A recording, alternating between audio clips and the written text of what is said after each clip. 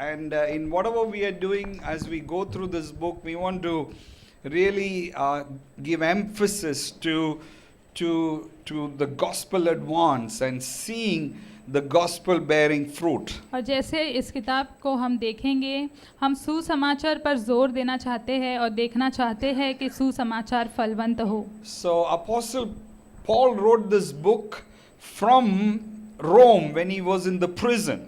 तो प्रेरित पौलुस ने इस किताब को लिखा रोम में जब वह कैद में था. And he wanted to express his gratitude to this church who was constantly helping him, sending material blessing, all kinds of things, so that Paul is taken care while he was in prison in Rome.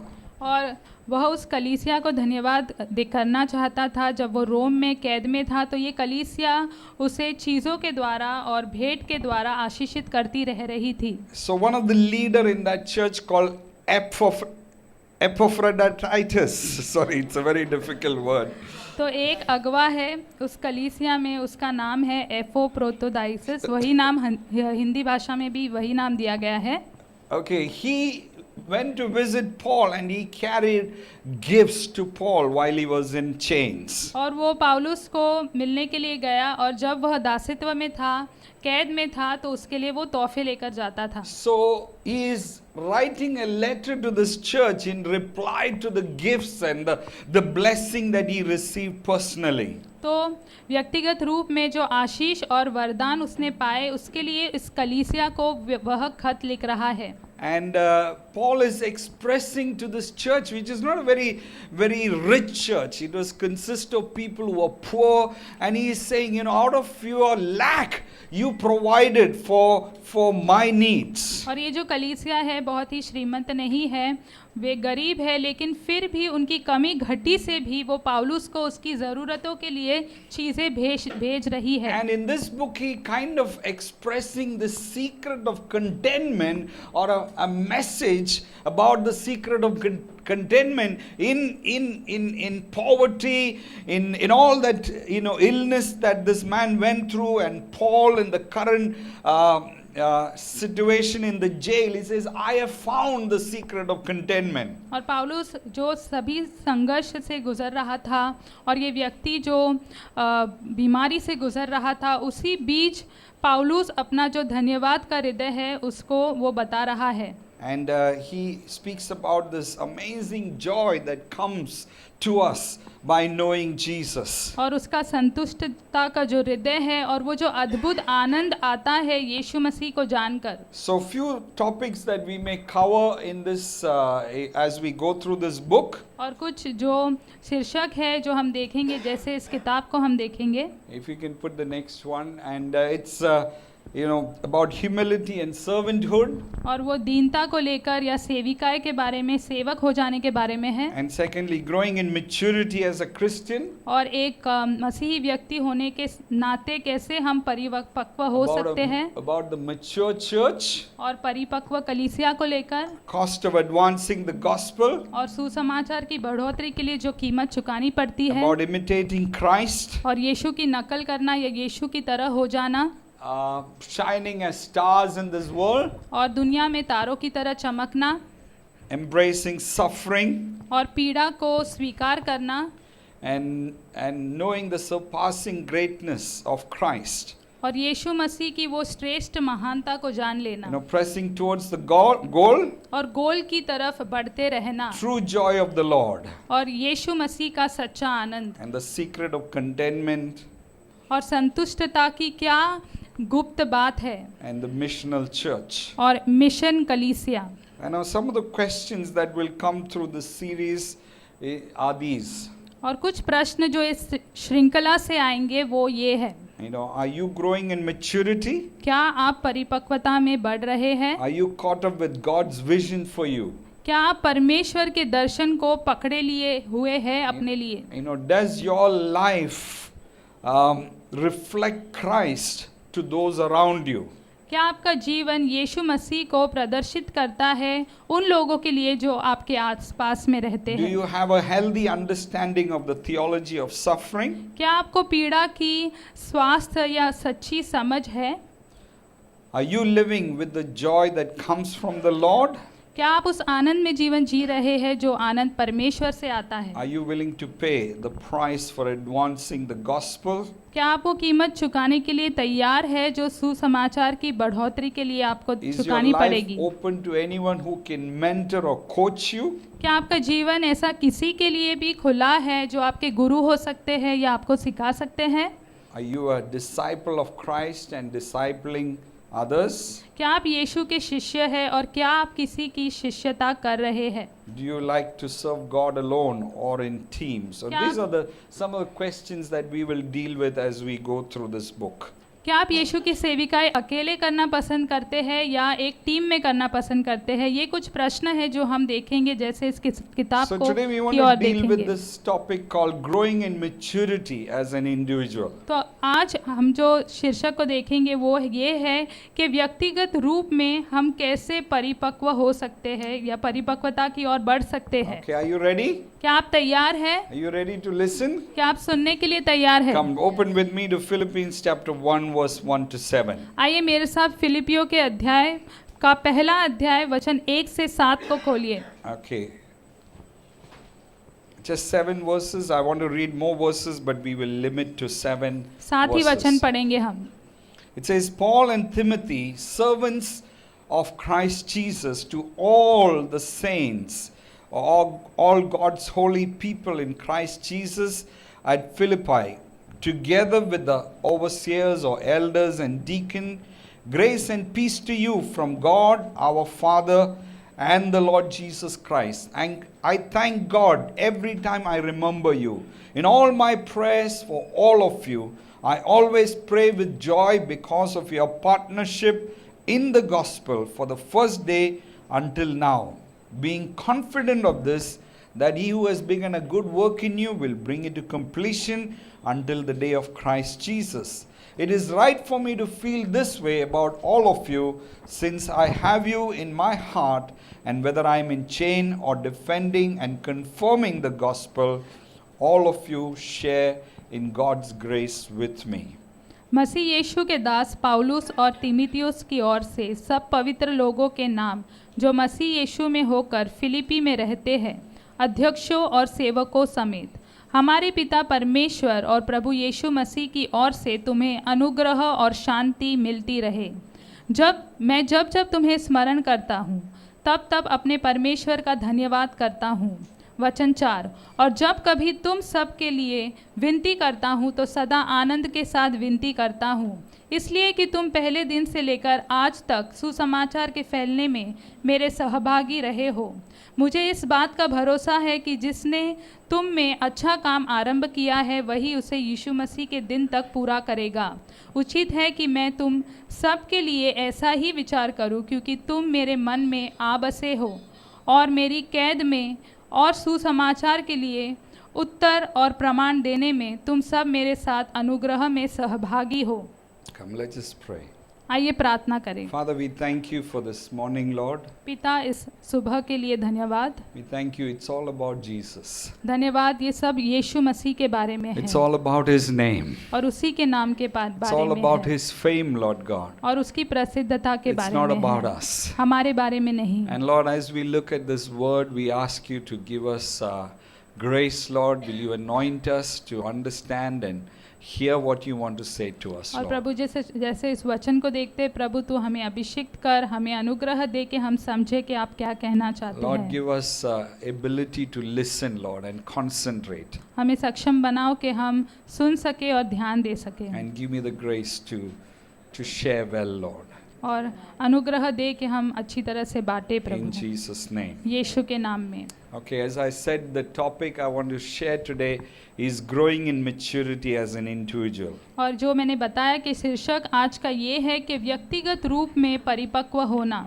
And probably next Sunday I will share about a mature church from the same verses. और शायद अगले रविवार को इन्हीं वचनों से मैं परिपक्व कलीसिया के बारे में बांटने वाला हूँ। And these 10 verses, if you look at the first 10 verses, helps us to see the picture of a mature Christian and a mature church in the New Testament. और अगर नए करार में इन 10 वचनों को हम देखते हैं तो एक परिपक्व कलीसिया और एक परिपक्व ईसाई के बारे में हम समझते हैं। God wants every one of us to grow into maturity परमेश्वर चाहता है कि हम सभी परिपक्व बन and come जाएं into the fullness of what God has created us to be. और उसकी पूर्णता की ओर हम बढ़े जो परमेश्वर चाहता है कि हम हो। Like every parent wants their children to grow into maturity. जैसे हर बच्चे चाहते हैं कि उनके बच्चे परिपक्व हो जाएं।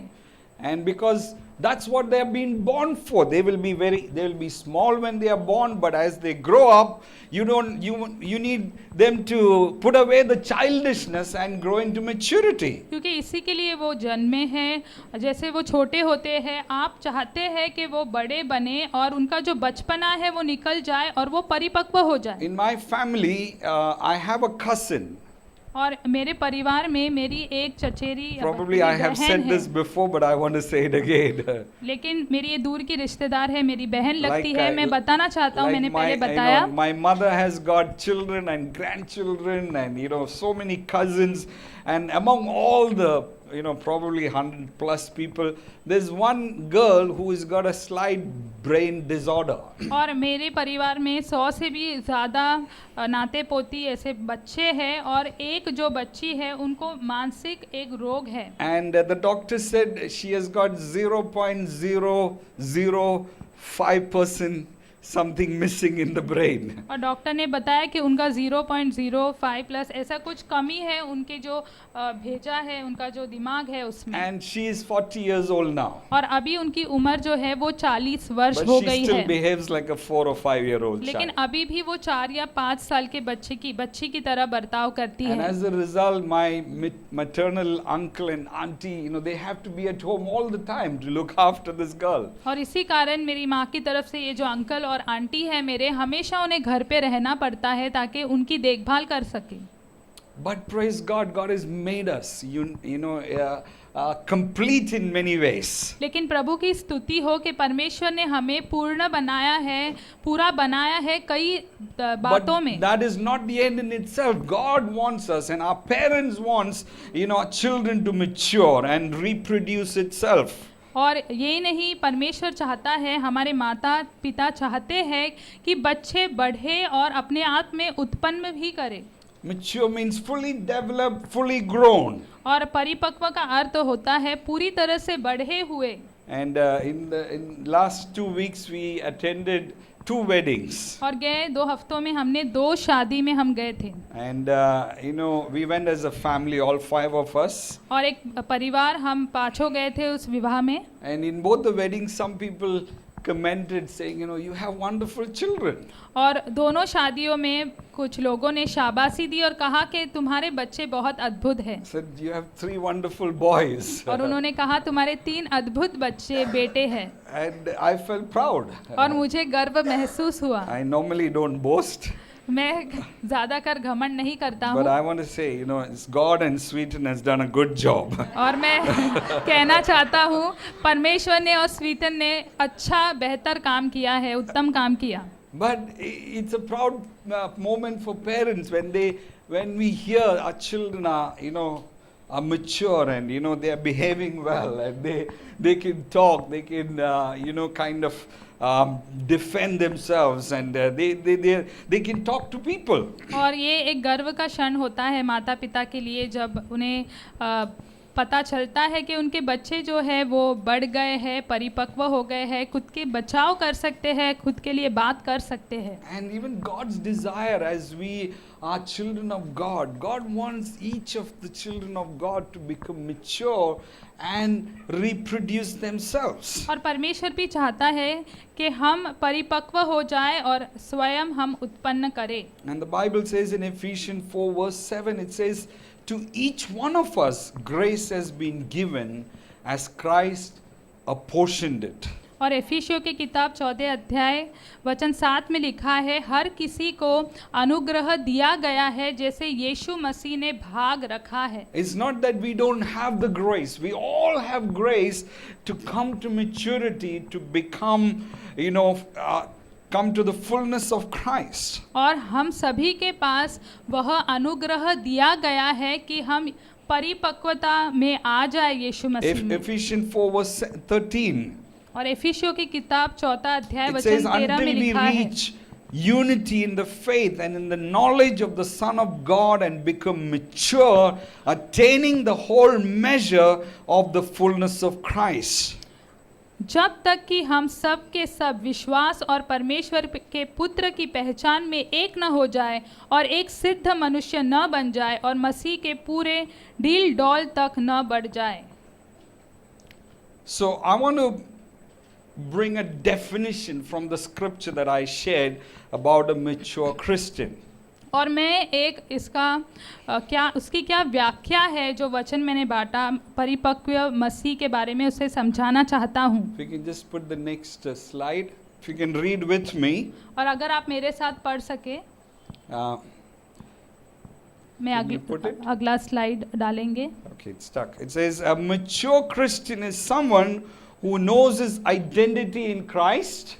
और एक परिपक्व ईसाई वह है जो यीशु में अपनी पहचान को जानता है, growing in the God-given gifts, और परमेश्वर के दिए गए वरदानों में बढ़ता है, filled with the fruit of the Spirit, और आत्मा के फलों से वह भरपूर है, partnering with other gifts for building the church and continue to share the gospel. और दूसरे वरदानों के साथ साझेदारी करता है ताकि कलीसिया बढ़ सके या बन सके और सुसमाचार फैल जाए। Okay, I'll just read it quickly and Deepina will say it again. It says, who is a mature Christian? A mature Christian is someone who knows his identity in Christ, growing in God-given gifts, filled with the fruit of the Spirit, partnering with other gifts for building the church and continue to share the gospel.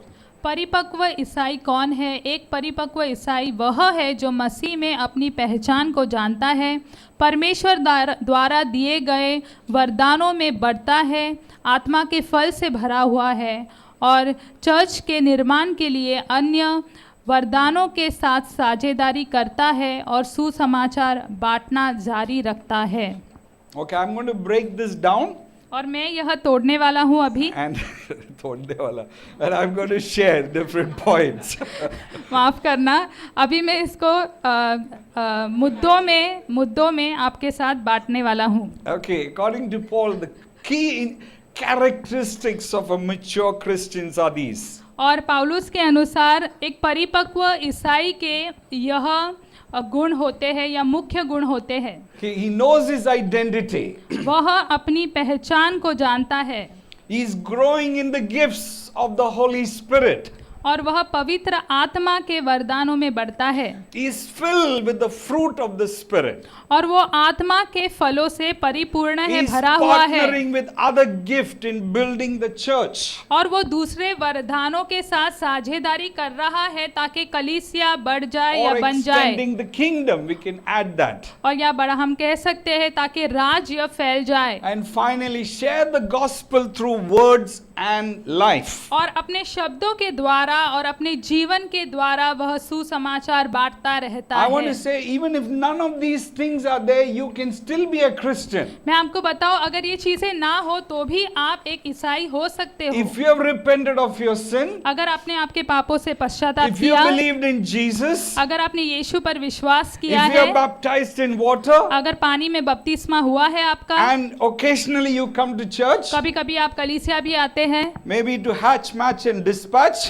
शायद आने के लिए, सुनने के लिए और निकल जाने के लिए। You know what does that mean? आपको पता है कि उसका क्या अर्थ है? You know, to come for baptism, come for marriage and come for funeral. कि आप आते हैं बपतिस्मा के लिए, शादी के लिए और फिर आपका जो You फ्यूनरल है can होता still be है। a Christian, और फिर भी आप एक ईसाई कहलाए जा but सकते you हो, don't become mature. लेकिन आप परिपक्व नहीं हुए You हैं। don't fully attain what God has meant you to be.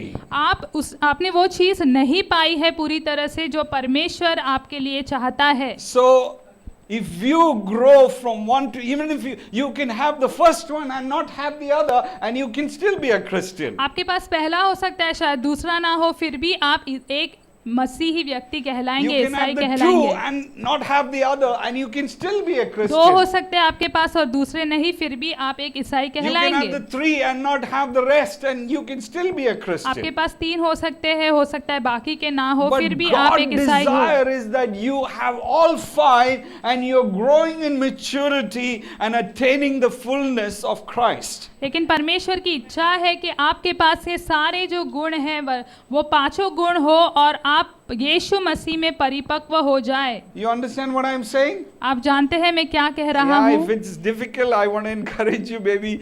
This video will be sent to you. You can hear it again. और अगर मुश्किल हो रहा है तो इसका जो रिकॉर्डिंग है आपको भेजा जाएगा, फिर से उसे Okay, सुनना first आप। one. Let's look at first one. आइए पहले वाले को देखते A हैं। mature Christian knows his identity in Christ. और एक परिपक्व ईसाई यीशु मसीह में अपनी पहचान को जानता है। It says in Philippians chapter 1, it says, Paul and Timothy, the servants of God, to the saints in Philippi. और पहले फिलिपियों के पहले अध्याय में पहले वचन में लिखा है, पौलुस और तीमुथियुस की ओर से सब पवित्र लोगों को यीशु He मसीह didn't जो say फिलिपी में Paul है। and Timothy, servants of God, writing to the members of the church. He says to all the saints in Philippi. और ऐसा नहीं लिखा है कि पौलुस और तीमुथियुस जो है वो जो कलीसिया के मेंबर हैं उनके लिए, लेकिन ऐसा लिखा है जो कलीसिया के संत हैं उनके लिए। It says in another translation, to God's holy people. और उसका एक अनुवाद ऐसा है कि परमेश्वर के पवित्र जन।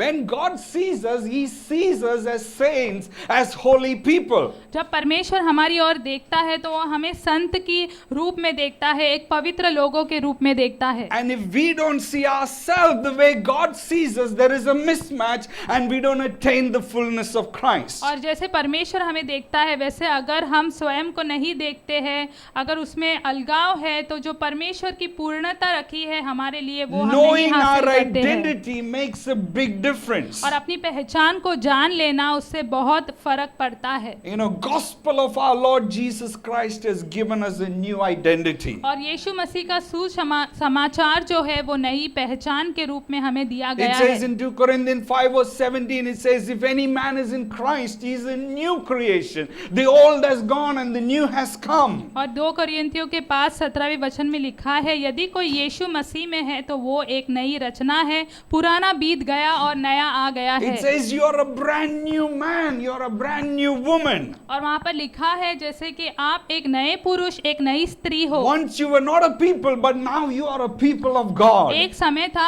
आप लोग नहीं थे, लेकिन आज आप Once you परमेश्वर के didn't लोग know हो। God, but today you know God. एक समय था आप परमेश्वर को नहीं जानते थे, लेकिन Once अब you आप were परमेश्वर को the जानते child हो। of the devil, but today you're the children of God. एक समय था आप शैतान के बच्चे थे, लेकिन अब आप परमेश्वर के संतान हो। God chose you. परमेश्वर ने आपको चुना है। It says in John chapter 15, it says, you did not choose me, but I chose you and appointed you to bear fruits. और यूहन्ना के 15वें अध्याय में लिखा है, तुमने मुझे नहीं चुना लेकिन मैंने तुम्हें चुना और तुम्हें नियुक्त किया है ताकि तुम फलवंत हो जाओ।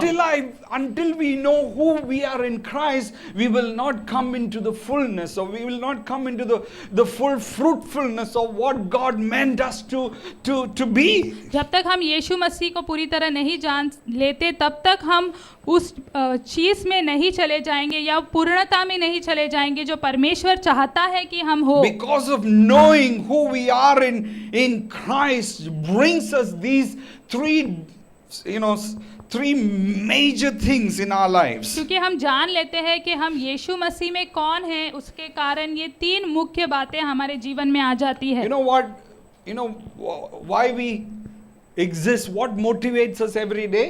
हम क्यों जीवित है, आप जानते हैं कौन सी बात हमें प्रेरित करती है 3 प्रतिदिन? important ingredients that we need for for waking up in the morning, और for दो example. मुख्य चीज़ों की हमें ज़रूरत होती है सुबह जागने के लिए या उठने के लिए। You know, we work hard, we do so many things. You know, we are doing for these three things. और हम मेहनत करते हैं, बहुत सारी चीज़ें करते हैं, वो ये 3 चीज़ों के लिए हम करते हैं। Number one, for acceptance. और पहला है ताकि हमें कबूल किया जाए। We want to be accepted by others. हम चाहते हैं कि हमें स्वीकारा जाए दूसरों के We द्वारा, go any extent to have acceptance in the society. और हम समाज में हमें स्वीकारा जाए उसके लिए हम कुछ भी करने के लिए तैयार हैं। Even we study so much, have degrees, MA, LLB, PhD, you know, whatever. What do we do for that? Yes, we want better job, but we want to be accepted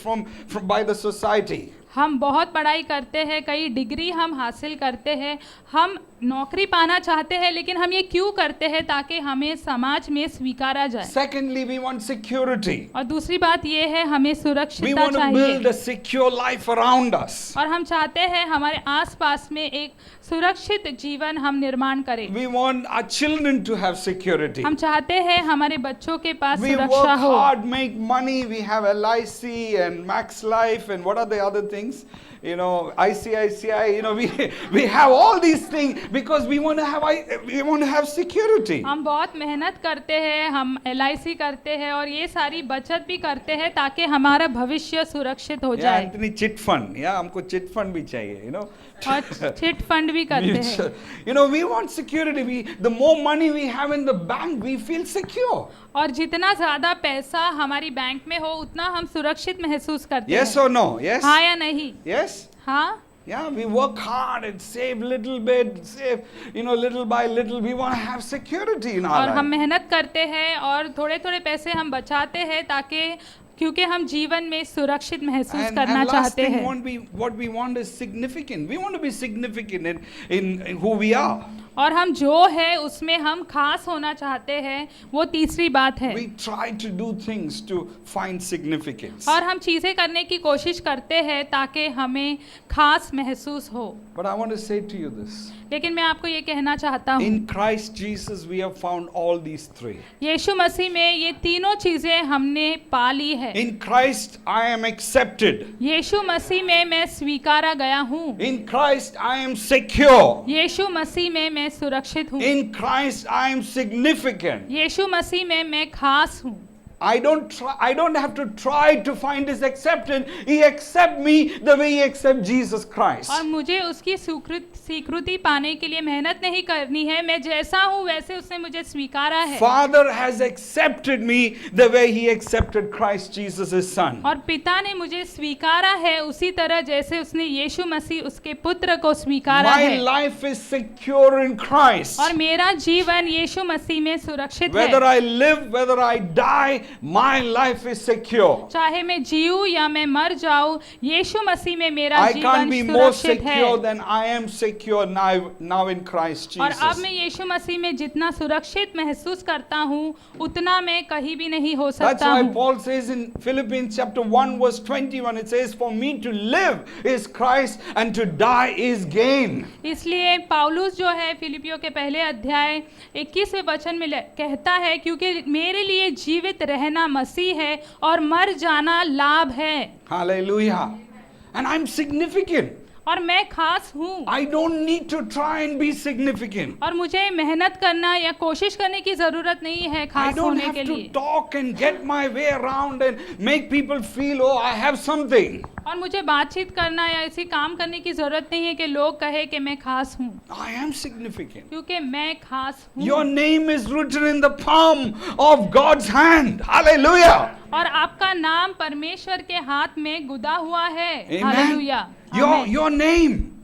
आपका नाम। What more significance you want? और कितनी खासियत आपको And the चाहिए। Bible says he thinks of you on a daily basis. Psalm 139, it says, the thoughts for you as numerous as the sand of the seashore. और भजन संगीता 139 में लिखा है कि वो प्रतिदिन आपके बारे में विचार करता है। It's not that God is up there and He doesn't think of you. The Bible says He thinks of you and He is mindful of you, and He is, before a word is on your tongue, He knows what you're going to pray. और भजन संगीता 139 में लिखा है, ऐसा नहीं कि वो आपको भूल गया, वो प्रतिदिन आपके बारे में सोचता है, आपके उसके विचारों में हो। And I want to say, if we know who we are in Christ, we become mature. और मैं आपको कहना चाहता हूँ, अगर हम जान ले कि हम यीशु मसीह में कौन है तो हम परिपक्व हो जाएंगे। Hallelujah. And I can just tell you, I mean, I can send you probably a small, who we are in Christ, my new identity in Christ. Maybe you can pray through this. I'll send it in Hindi and English. और यीशु मसीह में आपकी क्या पहचान है, वो बातें मैं आपको भेज सकता हूँ हिंदी में भी और अंग्रेजी में भी, आप उसे पढ़िए। You don't need to be a Mother Teresa to be a saint. और एक संत होने के लिए आपको मदर ट्रीजा बनने की जरूरत The नहीं है, Bible says you are a saint. क्योंकि शास्त्र कहता है कि आप संत हैं। Amen. Yeah. God addresses you as saint. He doesn't say, members of One Nation Church. He says, you my saints. और परमेश्वर आपको ऐसे नहीं पहचानता है कि आप Okay. वन नेशन चर्च के मेंबर हैं, लेकिन आपको संत कह के वो पहचानता है। And can you say to the person next to you, I'm a saint? क्या आप आपके बाजू में बैठे व्यक्ति से कह सकते हैं कि मैं एक संत हूँ? Man. And I know who I am in Christ. और मैं जानता हूँ कि यीशु मसीह में मैं कौन हूँ। And I tell you, I can share about this for the next few more messages about our identity in और Christ. मैं आपको बताऊँ, हमारी यीशु मसीह में जो पहचान है उसके मैं कई 3-4 संदेश और बांट सकता हूँ। Secondly, दूसरी बात है कि हम वरदानों में बढ़े। The church in Philippi was not a very rich church or highly resourceful church. और फिलिपाई में जो कलीसिया थी वो कई संसाधनों की या एक अमीर कलीसिया नहीं थी वो।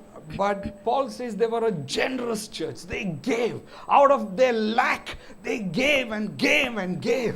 लेकिन पौलुस कहता है कि वो एक उधार कलीसिया थी और उनकी कमी घटी में से भी वो देती रही। And the church in Philippi had leadership. और फिलिपाई की ये जो कलीसिया थी उसमें अगुवाई थी। And that's why it begins by saying, Paul and Timothy, servants of Jesus Christ, to the saints in Philippi, together with elders and deacons. और इसलिए उसकी शुरुआत उस अध्याय की ऐसी है कि पौलुस और तीमुथियुस की ओर से सब पवित्र लोगों के नाम जो मसीह यीशु में है। And it says to the elders and to the overseers and deacons. और वहाँ पर लिखा है अध्यक्षों के लिए और सेवकों के साथ में। Which mean in that church there were leaders. उसका अर्थ ये हुआ कि वह They कलीसिया were में not a अगुवे थे। leaderless community. और ऐसा नहीं, वो ऐसे समाज नहीं थे जहाँ पर अगुवाई Not only नहीं थी या गायब थी। just pastors and all that. They were elders, they were deacons, they were people who knew their responsibility and they did their responsibility well. और वहाँ पर केवल पासवान नहीं थे, लेकिन धर्मबुद्ध थे, डीकन थे और ऐसे लोग थे वहाँ पर जो अपनी जिम्मेदारी को अच्छी तरह से जानते थे और Today one of the निभाते थे। biggest struggles in church is leadership. और आज सबसे बड़ा संघर्ष जो है कलीसिया में वो है अगुवाई। Today what the nation, the world lacks is good leaders, godly leaders. और आज राष्ट्र में जिस चीज की कमी है वो है अच्छे अगुवे या परमेश्वर का भय मानने वाले अगुवे। And in this church, people were growing in their gifts and they were embracing leadership. और इस कलीसिया में लोग अपने वरदान में बढ़ रहे थे और वे अगुवाई को स्वीकार कर रहे थे। It's not that when the responsibility is given, I don't have, no, sorry. No, they were embracing leadership. It says, I can do with Christ who strengthens me whatever He gives me to do. और ऐसा नहीं कि कोई जिम्मेदारी आए तो कहे नहीं मैं नहीं, मेरे पास टाइम नहीं, लेकिन वो उस अगुवाई को स्वीकार करते थे और कहते थे कि यीशु मसीह के द्वारा मैं सब कुछ कर सकता हूँ क्योंकि वो मुझे सामर्थ्य देता है। Amen. Church doesn't have spare parts. और कलीसिया के पास स्पेयर पार्ट्स नहीं है।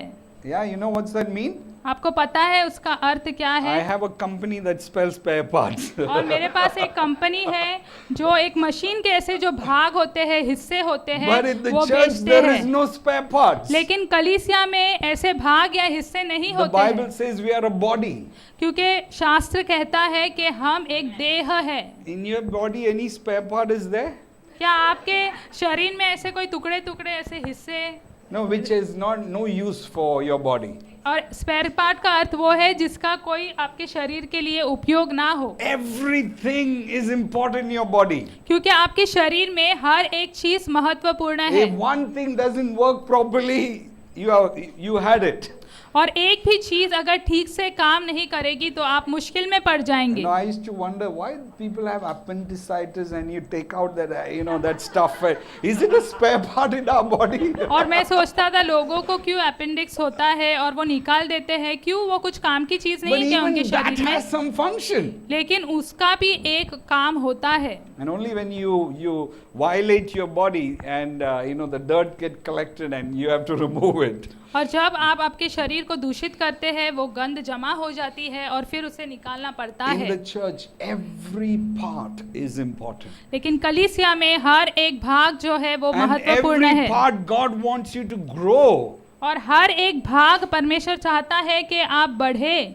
And if you look at the Bible, there are 27 spiritual gifts are mentioned in और the अगर New आप Testament. शास्त्र में देखेंगे नए करार में 27 ऐसे जो वरदान है उसका जिक्र किया गया And है there नए are करार में, numerous talents are mentioned in the Bible और कई हुनर की भी बात की गई है for advancing the gospel. जो सुसमाचार की बढ़ोतरी के Do लिए you know इस्तेमाल what's the की जा gift God सकते has हैं। given to you? आप जानते हैं कि कौन सा वरदान परमेश्वर ने आपको दिया है? What is the gift God has given to कौन you? सा वरदान है जो परमेश्वर ने आपको If you दिया know है?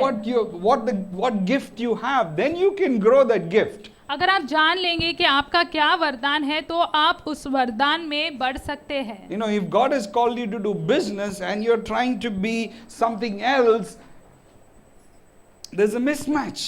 और अगर परमेश्वर ने आपको व्यवसाय करने का वरदान दिया और आप कुछ और करने की कोशिश कर रहे हैं तो वहाँ पे जो है वो मेल नहीं खा रही है बात। You need to know what gifts you carry in your heart. आपको जानना in your चाहिए life. कि आपके हृदय में, आपके जीवन में आपने क्या वरदान And if पाए you know हैं। what gifts you have, you can grow that gift. और अगर आप जान लेंगे कि आपके क्या वरदान है, उस वरदान में आप बढ़ सकते A हैं। mature church is people who know and discover their gifts and cause that gifts to grow within them.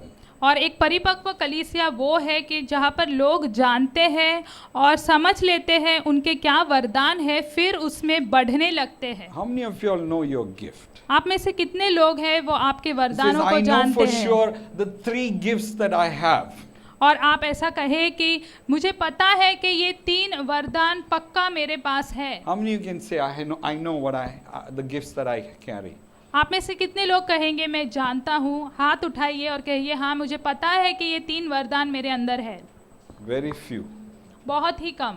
The number one, the main gift, और सबसे पहला वरदान the supporting gift, और जो सहायक वरदान है, and again the supporting gift. If you know those 3 gifts that you have in your heart, in your life, I tell you, the church will grow. Church will become a mighty force to reckon with.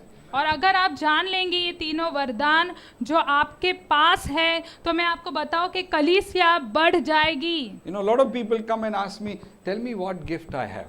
और कई लोग जो है वो मेरे पास आके पूछते हैं कि बताओ मेरे पास क्या वरदान है। I ask them, where do you spend most of your time? और मैं उनसे पूछता हूँ अब आपका ज़्यादा से ज़्यादा समय कहाँ बिताते हो?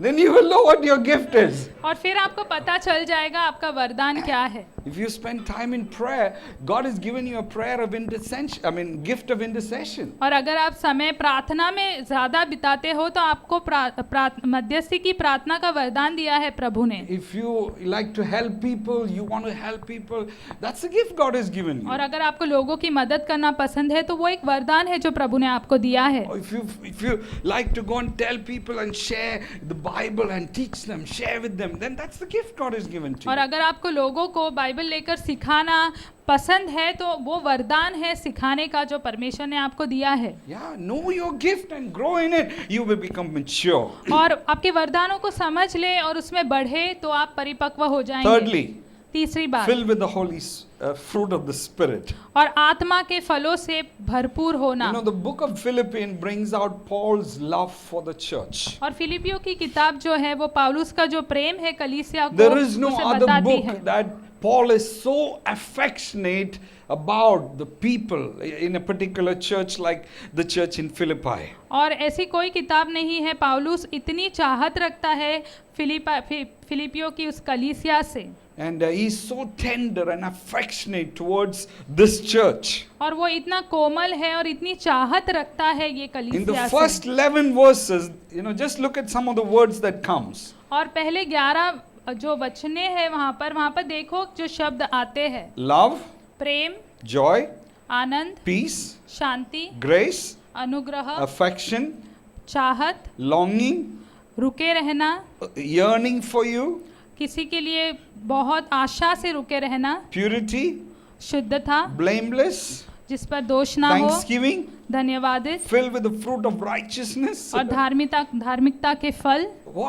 What more you want to know about than the fruit of the Holy Spirit? और क्या जानना चाहते हैं आप ज्यादा पवित्र आत्मा के फलों के बारे में? Paul is saying, you know, the love, joy, peace, patience, kindness, goodness, you know, meekness and gentleness and self-control, all these fruit of the Spirit, I see in you because you are a mature people of God. और पौलुस कहता है कि मैं तुम में प्रेम, आनंद और धैर्य और सह लेना और ये सारी बातें मैं देखता हूँ एक परिपक्व कलीसिया होते हुए आप में। Amen. The goal of the gospel is love and worship of Jesus. और सुसमाचार का जो गोल है वो ये है कि प्रेम 1 और Timothy यीशु की आराधना। chapter 1 verse 5 says, goal of this command is love which come from a pure heart and a good conscience and a sincere faith. और 1 तीमुथियुस के पहले अध्याय वचन 5 में लिखा है, इस कमांड का, इस आदेश का गोल है प्रेम और जो आता है एक शुद्ध हृदय से और एक अच्छे विवेक से और एक सच्चे विश्वास के द्वारा। Amen. The love of Christ is not just the motivation, it is everything. It must be everything. You know, as Paul says, the love of Christ, you know, compels me to do good things. और यीशु का प्रेम जो है वो सिर्फ एक प्रेरणा नहीं होनी चाहिए लेकिन वो सब कुछ होना चाहिए। जैसे पौलुस कहता है कि मैं जो कुछ भी करता हूँ वो यीशु के Galatians 5 प्रेम के verse द्वारा 22 करता and हूँ। 23, और गलीतियों का 5 it speaks वचन about the 22 और fruit of the 23 Spirit. और वो आत्मा के फलों के बारे में The लिखा 9 है different ones. और जो 9 अलग आत्मा के फल In हैं। this chapter, Paul begins by saying elders and deacons. और इस अध्याय की शुरुआत में पौलुस शुरुआत करता है कहते हुए अध्यक्ष और सेवक। You know, elders and deacons, elders particularly are people who has character. और धर्म वृद्ध ऐसे लोग होते हैं जिनके पास अच्छा चरित्र होता You know, है। 19 different qualifications are given in the Bible. You know, 1 Timothy 3 and Titus 1, 19 different qualifications. To become an elder, you need to have these qualifications. और 1 तीमुथियुस 3 और तीतुस की किताब पहले अध्याय में वो 19 जो गुण चाहिए धर्म वृद्ध होने के लिए वो दिए गए हैं। And out of that 19, 17 of them is inward character. और वो 19 में से 17 जो गुण है वो अंदर या भीतर के चरित्र Only है 2 is outward. और सिर्फ 2 वहाँ पर है जो बाहरी है। It's about teaching and और it's वो about सिखाने के बारे hospitality. में है और अतिथि सत्कार को लेकर है। Yeah, so I want to ask you, are you filled with the fruit of the Spirit? Are you growing in the fruit of the Holy Spirit? तो मैं आपसे पूछना चाहता हूँ कि क्या आप आत्मा के वरदानों से भरे हैं? क्या आप पवित्र आत्मा से भरे हुए हैं? The other day we were, Sweeten and me were having some discussion. और कुछ दिन पहले स्वीतन और मेरी कुछ बातचीत हो रही And थी we were talking about this amazing scripture where Jesus says, when you come to the altar and you're offering your gifts at the altar, remember if your brother and sister has something against you, drop it there, go and reconcile with your brother and sister, then come and offer your gift. You know, you have come across that scripture? और उस वचन की बात हो रही थी हमारे बीच में कि जब आप वेदी के पास आते हैं और आप अपना अर्पण देने के लिए, और आपको याद आता है कि आपके भाई या बहन के पास आपके खिलाफ कुछ है, तो अपनी भेंट को वहीं पे छोड़ जाए, उनके साथ मेल करे और फिर अपना जो अर्पण है वो परमेश्वर के पास लेकर आए। And I didn't clearly understand the scripture for so many years. और कुछ सालों से मुझे ये वचन ठीक से समझ में नहीं आया था, But कई as सालों we से। were having discussions, and I realized, wow, suddenly the pin dropped in some ways. और जैसे बातचीत हो रही थी, ये खुलासा हुआ हमारे You want सामने। me to explain it? क्या आप चाहते हैं मैं आपको Or I समझाऊं, can skip and go to the next point. और या मैं छोड़ के अगले मुद्दे तक जा सकता हूँ? Yeah, explain it? Okay. Errol explained it today. The other day. Okay, wow, okay. Okay, here Jesus is saying when he's speaking to the Jewish people. और यहाँ पर यीशु जो है यहूदी लोगों के साथ बात कर रहा है, And he is talking to them, when you come with your offering, और वो बात कर रहा है जब आप आपका भेंट the लेकर 5 आते हैं, different offering mentioned in the Old Testament, और 5 जो अलग भेंट की बात की है पुराने the नियम burnt में, offering, the grain offering, the peace offering, the sin offering, and the guilt offering. और वो जलता हुआ भेंट, वो कंकड़ वाला भेंट, जो पाप वाला भेंट है, और जो दोष वाला भेंट है, शांति वाला भेंट है। And when you bring those offering, और जब वो लेकर आप आते हैं परमेश्वर के सामने, the one who brings those offering are people in somehow they want to give thanks to God, they want to offer something because they have sinned unknowingly, knowingly, and they just want to thank God, and they want to praise God for what he has done for us, for them. और जो लोग ये भेंट लेकर आते हैं परमेश्वर को धन्यवाद करते हैं क्योंकि कुछ पाप उन्होंने किया और उनके जीवन में कुछ हुआ, और उसके कारण वो परमेश्वर को धन्यवाद या Here उनकी तारीफ Jesus करना is चाहते saying, हैं। I'm going to raise the bar. और यहाँ पर यीशु कहता है कि मैं उस स्तर को ऊंचा करने It's वाला not हूँ, about yourself, it's about your brother and sister. क्योंकि ये बात आपको लेकर नहीं है, वो आपके भाई या बहन को लेकर You are है। coming to become right with me, आप आए हो कि आप मेरे साथ में सही रिश्ते में हो but I जाए, am more interested in you getting right with your brother and sister. लेकिन मुझे ज्यादा दिलचस्पी इस बात में है कि आप आपके भाई या बहन के साथ में सही हो Leave जाओ। those things that pertaining to getting right with me. You go and humble yourself and get right with your brother and वो चीजों को sister. छोड़ जो मेरे साथ ठीक होने के लिए आप लाए हो, और पहले जाओ और अपने भाई या बहन के For साथ that सही you हो need जाओ। the fruit of the Spirit. और उसके लिए आपको आत्मा के फल की You जरूरत got to है। humble yourself. आपको अपने आप को दीन करने की जरूरत Sometimes है। it is easy to go to God. और कभी कभी परमेश्वर Yes. के पास जाना बहुत How आसान है। much ever you're bad, is it God, Father, I'm so sorry. I'm so please forgive me. And God forgives you. और आपने कितनी भी गलती क्यों ना हो, अगर आप कहेंगे परमेश्वर मुझसे गलती हो गई, मुझे माफ कर दो, तो परमेश्वर आपको I माफ कर find देता है। difficult to go to Sweden. और मुझे स्वीडन के पास जाने में If I संघर्ष have होता done है। something, or she has got something again, I have to humble myself. Sweden, I'm so sorry. I'm so sorry.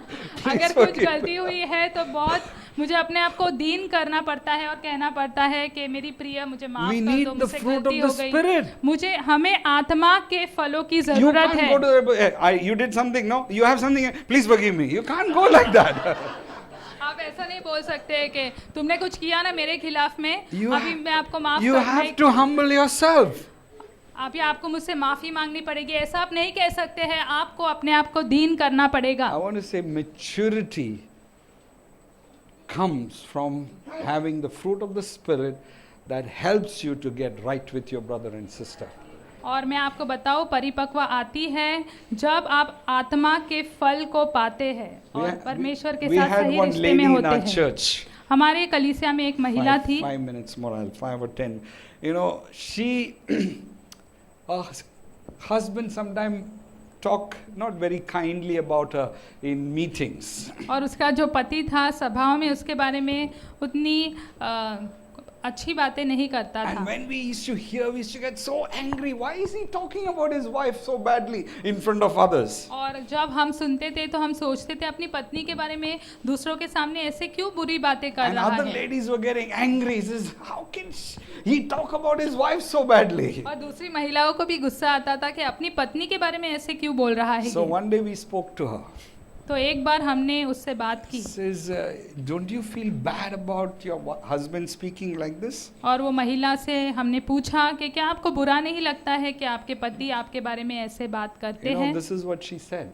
तो उसने ये जवाब दिया Says, I go to God. I take everything to Christ. और उसने कहा कि मैं परमेश्वर के पास जाती हूँ और हर एक बात मैं यीशु के पास ले जाती हूँ And I humble myself. और मैंने अपने आप को दीन किया। I don't hold anything against anybody. मैं किसी के खिलाफ कोई भी बात को पकड़ती नहीं हूँ। Says, I've been crucified with Christ. मैं यीशु के साथ क्रूस पर चढ़ाई It's गई not I who live, but Christ lives in me. क्योंकि मैं जीवित नहीं लेकिन जो यीशु मसीह है वो मेरे अंदर जीवित है That is maturity. और वो परिपक्वता Okay, है। second last and I'll finish. और दो और बातें और फिर मैं Okay, खत्म करूँगा। fourth one, partnering with other gifts in building the church. और चौथी बात है कि दूसरे वरदानों के साथ साझेदारी करें ताकि कलीसिया बढ़ सके। Bible says that we need one another. और शास्त्र कहता है कि हमें एक दूसरे की जरूरत है। You can't live your Christian life alone. आपका मसीह जीवन आप अकेले नहीं जी सकते Why हैं। you come to church? आप कलीसिया क्यों आते हैं? Yeah, you don't need to come to church. Why you come to church? Because you need one another. आपको चर्च में आने की जरूरत नहीं है लेकिन आप चर्च आते हैं क्योंकि आपको एक दूसरे की जरूरत है। You need worship. You need, preacher to share the word with you. आपको आराधना की जरूरत है, आपको प्रचारक की जरूरत है जो आपके साथ वचन We बांटे। need fellowship. We need breaking of bread. We need, love for one another. आपको संगति की जरूरत है, रोटी तोड़ने की जरूरत है, प्रेम की जरूरत है। The one another word comes 44 times in the New Testament. और जो एक दूसरे के लिए वो शब्द है वो 44 बार आता And है 12 नए times it करार में। says, love one another as Christ has loved you. और 12 बार लिखा है कि आप एक दूसरे से प्रेम रखें ऐसे जैसे यीशु मसीह ने आपसे प्रेम रखा Forgive one another. और एक दूसरे को क्षमा करें। We can't work in isolation. We have to work in teams. और हम अकेलेपन में अकेले काम नहीं कर सकते हैं, हमें टीम में काम करने की जरूरत है। Together we become a mighty force. और साथ में होकर हम सामर्थ्य से काम कर सकते हैं। Jesus never worked alone. He worked in teams with the Father, Son and the Holy Spirit and with the disciples. और यीशु ने कभी अकेले काम नहीं किया, उसने भी टीम में काम किया, पिता, पुत्र, पवित्र आत्मा, और उसने 12 Our चेलों के साथ maturity काम is किया। determined by our ability to work together for God or a common vision and goal. और हमारा परिपक्वता पता चलता है जब हम एक मकसद के लिए साथ में होकर Together we can do great wonders. काम करते हैं और साथ में होकर हम बहुत अद्भुत काम कर In सकते हैं। Karuna, this Dr. Farsana, she's a Muslim lady. She shares this shairi every time. और करुणा में डॉक्टर फरजाना है, एक मुस्लिम महिला है और ये शायरी वो हमेशा बोलती Can I रहती है। share a shairi? और क्या मैं शायरी बांटूं आपके साथ? अकेले हम बूंद है, मिल जाएगा तो सागर है। अकेले हम धागा है, मिल जाएगा तो चादर है। अकेले हम कागज है, मिल जाएगा तो किताब है। अकेले हम अल्साफ है, मिल जाएगा तो जवाब है। अकेले हम प्रार्थना है, अकेले हम पत्थर है, मिल जाएगा तो इमारत है। अकेले हम दुआ है, मिल जाएगा तो इबादत है। Hallelujah. You can read this in English. Alone we are a drop of water, but together we form an ocean. Alone we are a thread, but together we form a blanket. Alone we are paper, but together we are a book. Alone we are just a word, but together we are an answer. Alone we are just a stone, but together we form a building. Alone we are a prayer, but together we are a temple of worship. Amen. Amen. Finally, a mature Christian, he continues to share the gospel through words and life. और आखिरी बात, एक परिपक्व मसीह जो शब्दों के द्वारा और अपने जीवन के द्वारा सुसमाचार बांटता रहता है।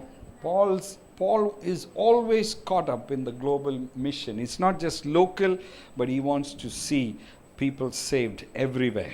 और पौलुस जो है हमेशा उस मिशन में पकड़ा रहता था सिर्फ उसी स्थान के लिए नहीं, लेकिन जहाँ कहीं वो जाता था उसके लिए वो We मिशन को have लेकर this चलता great था। commission from God, उसके पास परमेश्वर के द्वारा ये बड़ा कमीशन था going to all the world and make disciples of all nations. कि दुनिया भर में जाओ और यीशु के शिष्य बनाओ। And as I said in this chapter alone, so many times the gospel comes again and again and again. और जैसे मैंने बताया इस अध्याय में ही कितने बार वो शब्द सुसमाचार आता रहता है। And God wants us to be caught up with the gospel. और परमेश्वर चाहता है कि हम सुसमाचार Every में मशहूर हो opportunity, जाए। every opportunity we get, we share the love of Jesus. हर एक मौका जो हमें मिलता है हम यीशु के प्रेम को बांटते हैं। We knew a person called Alan Vinson. He said, you can share a 30-second gospel, you can share a 3-minute gospel, you can share a 30-minute gospel. और एक व्यक्ति है एलन विल्सन, उन्होंने ये कहा कि आप चाहे तो 30 सेकंड का सुसमाचार दे सकते हैं या 3 मिनट का या 30 मिनट का He सुसमाचार आप says, दे suppose if सकते you are हैं। going on the lift with somebody, you got only 30 seconds, you should be able to share the gospel, अगर the आप love of लिफ्ट में किसी Jesus. के साथ जा रहे हैं 30 सेकंड है तो 30 सेकंड में आप सुसमाचार देना आपको आना चाहिए और यीशु का प्यार बांटना आपको आना And चाहिए। if you have time for 30 minutes, share the gospel. और अगर आपके पास 30 मिनट का समय हो तो सुसमाचार बांटिए। Apostolic ministry is about catching up you with a global mission. और प्रेरित रूपी सेविकाएं मतलब ये है कि आप ये जो मिशन है दुनिया भर के लिए उसमें आप So let me मशगूल come हो back to जाए। that definition.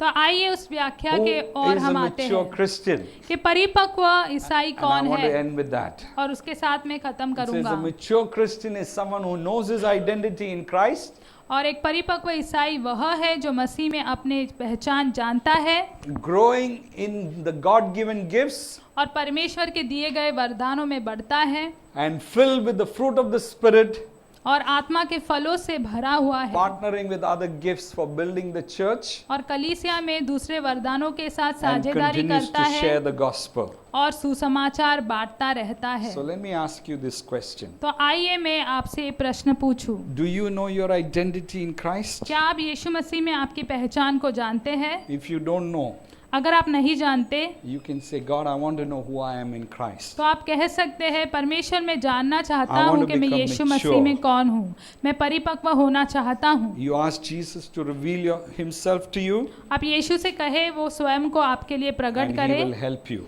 और वो आपकी मदद If करेगा। you don't know the gifts that you have, अगर आप नहीं जानते आपके भीतर कौन से वरदान and if है your talents that you have, God-given talents in you, और कौन से हुनर है या तोड़े हैं जो परमेश्वर you ने can आपको begin दिया to है, discover. You can ask people. There are different tools to help you find what gifts that you have. तो आप उसकी खोज कर सकते हैं, लोगों को पूछ सकते हैं। कई साधन उपलब्ध है ये जानने के लिए कि आपके कौन से वरदान है। Are you becoming more like Jesus, filled with the fruit of the Spirit? क्या आप यीशु की तरह बन रहे हैं, प्रतिदिन पवित्र आत्मा के वरदानों से भरे हुए? You can ask Jesus to pour his love into your heart by the Spirit. आप यीशु से पूछ सकते हैं कि अपने प्रेम को आपके हृदय में उंडेले पवित्र आत्मा Are के you द्वारा। finding difficult to work with others in teams? क्या आपको संघर्ष होता है एक टीम में दूसरों के साथ में काम Fear करने of में, giving commitment? और डरते हैं आप वाचा देने के लिए, वादा करने के लिए, Joining in the church ministries? या कलीसिया के सेविकाएं में जुड़ने के लिए? You can pray, ask God to help you. आप प्रार्थना कर सकते हैं और परमेश्वर से मदद मांग God सकते is हैं। looking for mature Christians. परमेश्वर परिपक्व मसीह He is लोगों not की just खोज कर looking रहा for है। Sunday Christian. वो नहीं देखता कि बस रविवार के जो मसीह हो He is not वैसे, just looking for believers. और खाली विश्वासियों को नहीं देख रहा है, Yeah, he is not just looking for members. और सिर्फ मेंबर ऐसे नहीं, He is looking for saints who will glorify Jesus. लेकिन वो ऐसे लोगों की खोज कर रहा है जो संत Come, let us pray. हो और यीशु को महिमा लेकर आए। आइए हम प्रार्थना करें।